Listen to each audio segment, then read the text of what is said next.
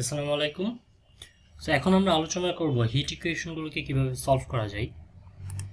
চলুন যাওয়া যাক। ওকে, সো হিট ইকুয়েশন কিভাবে ডিরাইভ করে, কিভাবে এটা আসে, এটা আমরা দেখছি। সো আমাদের এখন এই পর্বে আলোচনা হবে হিট ইকুয়েশনগুলোকে কিভাবে আমরা সলভ করতে পারি। সো আমরা মূলত 4 ধরনের হিট ইকুয়েশনকে সলভ করব, অর্থাৎ 4 ধরনের কেস আসতে পারে। ফার্স্ট কেস হচ্ছে homogeneous heat equation with homogeneous condition, অর্থাৎ আমাদের হিট ইকুয়েশনটা হোমোজেনিয়াস থাকবে এবং কন্ডিশনটাও হোমোজেনিয়াস থাকবে। দেন সেকেন্ড হচ্ছে homogeneous heat equation with non homogeneous condition. Third হচ্ছে non homogeneous heat equation with homogeneous condition.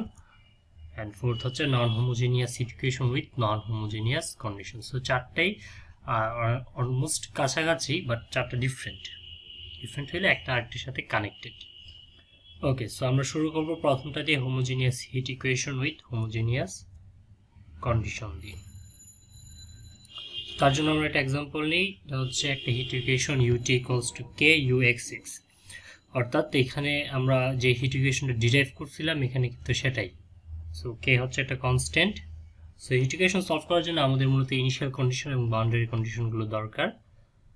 So আমার যেটা ব্যাপার সেটা হচ্ছে ইকুয়েশনটা হোমোজেনিয়াস। কেন হোমোজেনিয়াস? বিকজ এইখানে কোনো এক্সট্রা টার্ম নাই, অর্থাৎ বা প্লাস মাইনাস কোনো একটা অন্য কোনো ফাংশন অ্যাড থাকা বা মাইনাস থাকা, এই জিনিসগুলো নাই। সো এইটাকে এই জন্য আমরা হোমোজেনিয়াস হিট ইকুয়েশন বলবো। অ্যান্ড কন্ডিশনটা হোমোজেনিয়াস কেন? কারণ এখানে যদি আমি তাকাই দেখবো যে আমার এইখানের কন্ডিশনটাও জিরো, এখানের কন্ডিশনটাও জিরো, অর্থাৎ বাউন্ডারি কন্ডিশন যদি ইকুয়ালস টু জিরো হয় সেটাকে আমরা হোমোজেনিয়াস কন্ডিশন বলি। সো এই কন্ডিশনটা আমাদের আসলে কি মিন করতেছে? u0 of 0, t equals to 0, অর্থাৎ এক্স এর মানটা 0। দ্যাট মিনস আমাদের যে কন্ডাক্টরটা থাকবে, কন্ডাক্টরের ইনিশিয়াল পয়েন্টে কোনো হিট থাকবে না, সেটা যে টাইমেই হোক। টি এর মান এখানে কোনো ফ্যাক্ট না, টি এর মান যাই হোক অলওয়েজ এখানে হিট 0। দেন হচ্ছে এল, অর্থাৎ হিটের যে আরেকটা টার্মিনাল পয়েন্ট, কন্ডাক্টরের আরেকটা টার্মিনাল পয়েন্ট, সেখানেও কোনো হিট থাকবে না। অর্থাৎ এই বাউন্ডারি কন্ডিশনটা আমাদেরকে বলতেছে যে কোনো একটা কন্ডাক্টরের বাউন্ডারি যে লাইনে, অর্থাৎ বাউন্ডারির যে দুইটা টার্মিনাল পয়েন্ট বা টার্মিনাল সেক্টর, ওইখানে আমাদের কোনো হিট থাকবে না। দেন ইনিশিয়াল কন্ডিশনটা আমাদের বলতেছে ux, 0 equals two f of x, অর্থাৎ টি এর মানটা যখন 0 তখন u of x0 equals to f of x হবে কোনো একটা ফাংশন। তার মানে কন্ডাক্টরের যে বাকি যে পয়েন্টগুলো, দুইটা টার্মিনাল ছাড়া বাকি যে পয়েন্ট, সেটা কিন্তু টাইমের সাথে সাথে হিট চেঞ্জ হবে। সো যখন আমাদের ইনিশিয়ালি 0 টাইম, তখন এটার একটা হিট দেওয়া আছে এফ অফ এক্স। সো আমাদের যেটা বের করতে হবে, সলিউশন করে আমাদের বের করতে হবে টি টাইম, অর্থাৎ টাইম যাই হোক সেক্ষেত্রে হিটের ইকুয়েশনটা কীরকম আসে। অর্থাৎ এখানে u of x zero equals to f of x দেওয়া আছে। সো আমার মূলত বের করতে হবে u of x comma t, সেটা কত।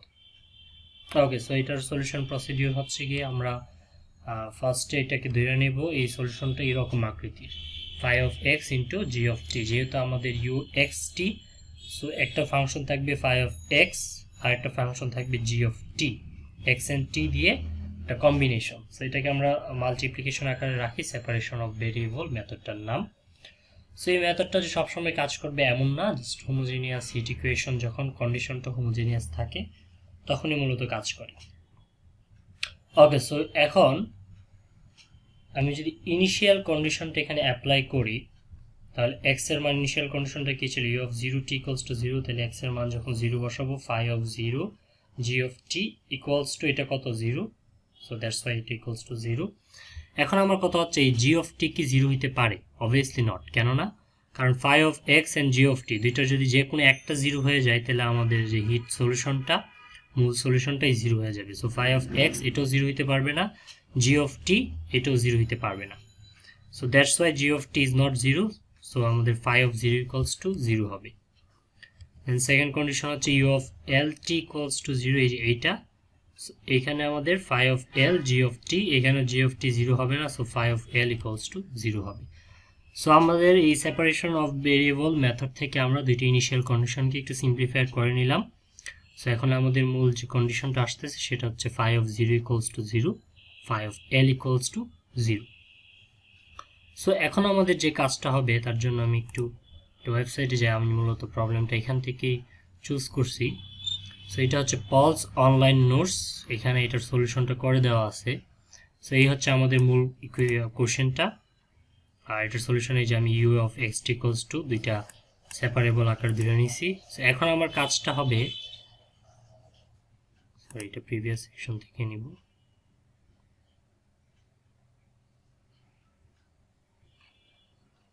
এইটা এই প্রবলেমটা হচ্ছে আমরা চুজ করছিলাম, এখানে ইউ অফ এক্সটি হচ্ছে গিয়ে এই দুইটার মাল্টিপ্লিকেশন আকারে থাকবে। সো এখন যদি আমি ইউ অফ এক্সটিকে আমাদের মূল যে কোশ্চেনটা সেখানে যদি আমি বসাই দিই জায়গাটাই, তাহলে ডেল ডেল টি ইউ এর জায়গায় আমি বসাইলাম phi of X G of T, K K এর জায়গায় থাকলো del square by del X square equals to হচ্ছে ইউ এর জায়গায় আমি লিখলাম phi of X G of T. So এটা যেহেতু ফাই অফ এক্স আর আমরা ডেরিভেটিভ করতেছি টি এর রেসপেক্টে, সো এটাকে আমরা বাইরে নিয়ে আসতে পারি, তাহলে এখানে আসবে ডিজি বাই ডিটি। সো এখানে ডেলটা কেন ডি হয়ে গেল, বিকজ যখন আমাদের একটাই ফাংশন থাকবে একটা ভেরিয়েবলের, তখন কিন্তু আমরা সেটাকে অর্ডিনারি ডেরিভেটিভ আকারে লিখতে পারি। সো যেহেতু এখানে জি অফ টি শুধু টি এর ভেরিয়েবল এন্ড আমরা ডেরিভেটিভ করতেছি টি এর সাপেক্ষে, সো এই ডেল ডেলকে আমরা ডিটি টি লিখতে পারি। সো ইকুয়ালস টু কে, এখানে আমাদের জি অফ টি কে আমরা বাইরে নিয়ে আসলাম যেহেতু এটা এক্স এর রেসপেক্টে ডেরিভেটিভ হবে, সো এই জায়গায় আমরা লিখলাম d square phi by d x square. Okay, so next আমরা এখান থেকে একটু সিম্পলিফাই যদি করি, জায়গায় যে জি অফ টি আছে, জি অফ টি কে আমরা এদিকে নিয়ে আসলাম 1 বাই জি আকারে লিখে, এন্ড ফাই অফ এক্স এটাকে আমরা এই পাশে লিখতে পারি 1 বাই ফাই। এই লাইনটা থেকে আমরা এই লাইনটা লিখতে পারি। দেন হচ্ছে এখানে কে, এই কেটাকে যদি আমি এই পাশে নিয়ে আসি তাহলে হবে 1 by k g dg by dt equals to 1 by phi. Just এই কেটাকে এই পাশে নিয়ে আসা হয়েছে। সো এখন আমাদের এই ইকুয়েশনটা কি বলতেছে যে এইটা এন্ড এইটা হচ্ছে ইকুয়াল। সো এটা ইকুয়াল কিভাবে হয় সেটা একটা কোশ্চেন, যে এখানে কিন্তু আমরা এই জি কি এটা টি এর ফাংশন, তাকে ডেরিভেটিভ করতেছি টি এর রেসপেক্টে। সো এই যে অংশটা, এই অংশটা অলওয়েজ টি ভেরিয়েবল দিয়ে কোনো কিছু আসবে, এখানে কিন্তু কোনো এক্স থাকবে না। আবার সেম এজ এখানে যদি আমি দেখি, এখানে কিন্তু ডি স্কোয়ার ফাই, ফাই কি ছিল এক্স এর ফাংশন, সো একে ডেরিভেটিভও করতেছি এক্স দিয়ে, সো এই ইকুয়েশনটা হবে এক্স দিয়ে। সো টি এর ভেরিয়েবলের একটা ইকুয়েশন অ্যান্ড এক্স এর একটা ভেরিয়েবলের ইকুয়েশন, দুইটা ইকুয়েশন কখনো সমান হইতে পারে না, বা হইলেও কোনো একটা স্পেসিফিক মানের জন্য হইতে পারে, বাট সব মানের জন্য আসলে এই দুইটা জিনিস সমান হইতে পারে না। সো এটা তখনই সম্ভব যদি দুইটাই কনস্ট্যান্ট হয়। তো টি এর ইকুয়েশন না হয় এটা কনস্ট্যান্ট, ফাই অফ এক্স এটাও একটা কনস্ট্যান্ট। সো আমরা এখান থেকে এই লাইনটা থেকে আমরা শিওর হয়ে নিলাম যে এটা মূলত একটা কনস্ট্যান্ট, এই মানটা কনস্ট্যান্টের সমান আসবে, যেটাকে আমি ধরে নিছি মাইনাস ল্যামডা। ওকে, সো এটা ইকুয়ালস টু মাইনাস ল্যামডা আমরা লিখতে পারি। দ্যাট মিনস এই যে লেফট সাইডটা এটা মাইনাস ল্যামডার সমান, তাহলে আমরা এখানে কেজি কে গুণ করে দিলে এই পাশে এটা পাবো, আর এখানে ফাইটা যদি এই পাশে গুণ হয় এখানে আমরা এই ইকুয়েশনটা পাবো। সো আলটিমেটলি আমরা কি করলাম, ইউ অফ এক্সটিকে আমরা সেপারেবল আকারে ধরে নিলাম, দেন সেটা মূল ইকুয়েশনে বসাইলাম, বসানোর পরে আমরা এই লাইনটা পাইলাম। সো এই লাইনটাতে দেখলাম যে এটা কনস্ট্যান্ট ছাড়া সমান হতে পারে না, সো একটা ল্যামডা কনস্ট্যান্ট ধরে নিলাম। সেখান থেকে আমরা ডিজি বাই ডিটি একটা ইকুয়েশন সেট করলাম, d square phi by d x square সেটা আরেকটা ইকুয়েশন সেট করলাম। সো আমরা যদি আমাদের রেজাল্টের দিকে যাই আবার,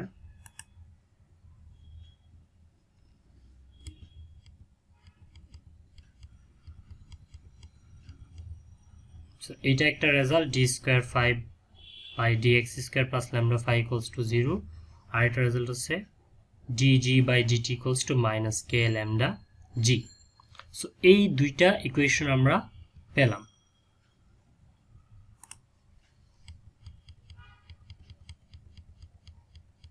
সো এই দুইটা ইকুয়েশন আমরা পেলাম। এখন যদি আমরা দেখি যে এই ইকুয়েশনটা আমরা সলভ করব, যেখানে phi of 0 equals to 0, phi of L equals to 0, এই দুইটা ইনিশিয়াল কন্ডিশন অলরেডি আমরা ডিরাইভ করছি। সো এটা কিন্তু একটা অর্ডিনারি ডেরিভেটিভ ইকুয়েশনে পড়ে, যেহেতু এখানে কোনো ডেল নাই, ফাই অফ এক্সকে আমরা এক্স এর রেসপেক্টে ডেরিভেটিভ করব। সো এটা আমরা মেথড অফ ওডি, যেটা ওডির যে অক্সিলারি সলিউশন, সেখান থেকে যদি আমরা এটা সলভ করি আমরা পাবো হচ্ছে phi n of x equals to c2 sin n pi x। এটা কিভাবে আসে এটা একটু আমি দেখাতে চাই, তার জন্য আমরা এখানে নেক্সট সেকশনে যাব, এটাই এই পর্যন্তই। সো নেক্সট সেকশনে বাকিটা পাওয়া যাবে। সো আমরা এই পর্যন্ত ছিলাম, d square phi by d x square plus lambda phi equals to 0, এটাকে যদি আমি সলভ করি আমি এই লাইনটা পাবো যখন ল্যামডাটা গ্রেটার দেন 0। সো ল্যামডা যখন গ্রেটার দেন 0 তখন আমাদের এই ইকুয়েশনটা আসবে যেখানে আমাদের c1 c2 এন্ড ল্যামডা এই মানগুলো বের করতে হবে। সো ইনিশিয়াল কন্ডিশন কি phi of 0 equals to 0, এটা যদি আমি এখানে অ্যাপ্লাই করি c1 এর রেজাল্টটা 0 আসবে। দেন আরেকটা ইনিশিয়াল কন্ডিশন হচ্ছে phi l of 0 equals to 0। So এখানে যদি আমি phi l of 0 বসাই তাহলে আমি পাবো c2 sin l root lambda।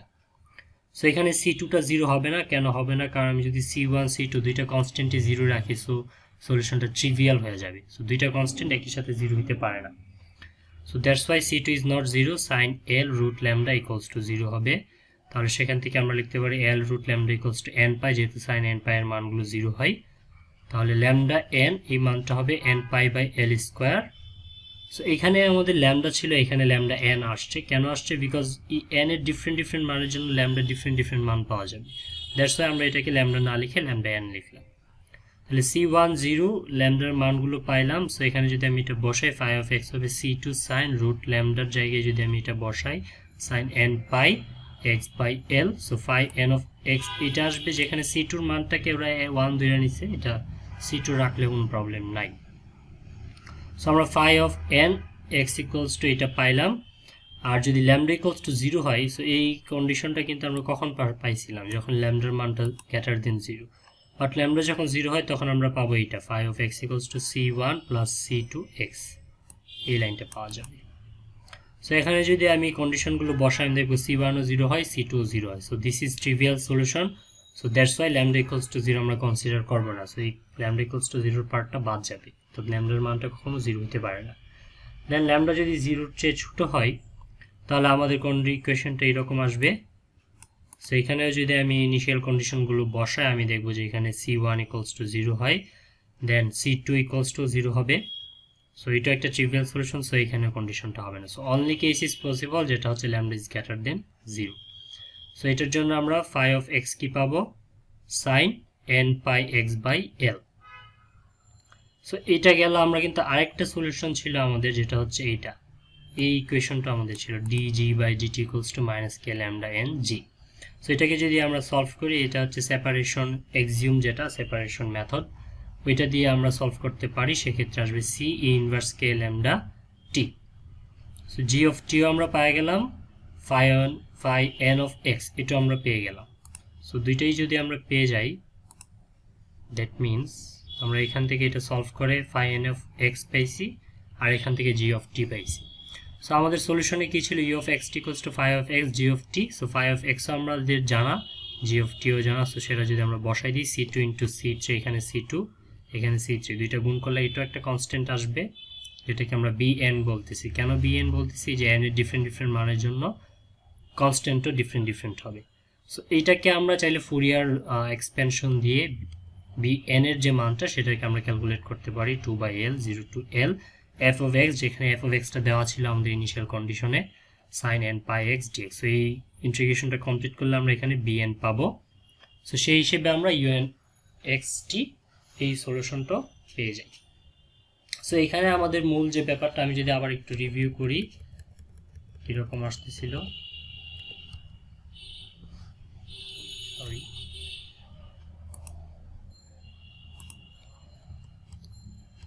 So আমাদের ইকুয়েশন এগুলো দেওয়া ছিল, বাউন্ডারি কন্ডিশন, ইনিশিয়াল কন্ডিশন। আমি কি করছি? এই ইকুয়েশনটা ধরে নিছি, যেটা আমরা এই মূল ইকুয়েশনে কোশ্চেনে যেটা ছিল সেটাতে বসাইলাম। বসানোর পরে আমরা ফার্স্ট এখানে প্রথমে আমরা বাউন্ডারি কন্ডিশন অ্যাপ্লাই করে phi of 0 equals to 0 phi of l equals to 0 বের করছি। দেন আমরা এটা মূল ইকুয়েশনে বসাইলাম, বসে আমরা এই দুইটা ইকুয়েশন পেলাম।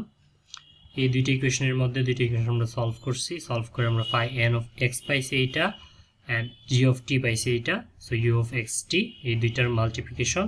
সো মাল্টিপ্লিকেশন করলে আমরা bn পাই, যে bn টা আমরা ফুরিয়ার সিরিজ দিয়ে সলভ করতে পারি। সো এই ছিল একটা প্রবলেম। এই ধরনের অনেক প্রবলেম আপনারা এই ওয়েবসাইটটাতে পাবেন, যেটার লিঙ্ক আমি দিয়ে দেব ডিসক্রিপশনে। সো এখানে এটা একটা এক্সাম্পল 1, দেন এক্সাম্পল 2 যদি আমরা দেখি, সো এখানে কিছু এক্সাম্পল দেওয়া আছে, এগুলো আপনারা চেক করবেন এই জায়গায়। দেন এক্সাম্পল 3 এখানে হচ্ছে u of x0 equals to 20, এটা ফাংশনটা দেওয়া আছে এখানে 20। সো এটা যদি শো সলিউশন ক্লিক করেন, যেখানে হচ্ছে আমাদের এই সলিউশনটা আমরা ডিরাইভ করছি, যেখানে bn টা এখানে বের করে দেওয়া আছে, জাস্ট ইন্টিগ্রেশন করা। দেন এটা যদি দেখেন, এটা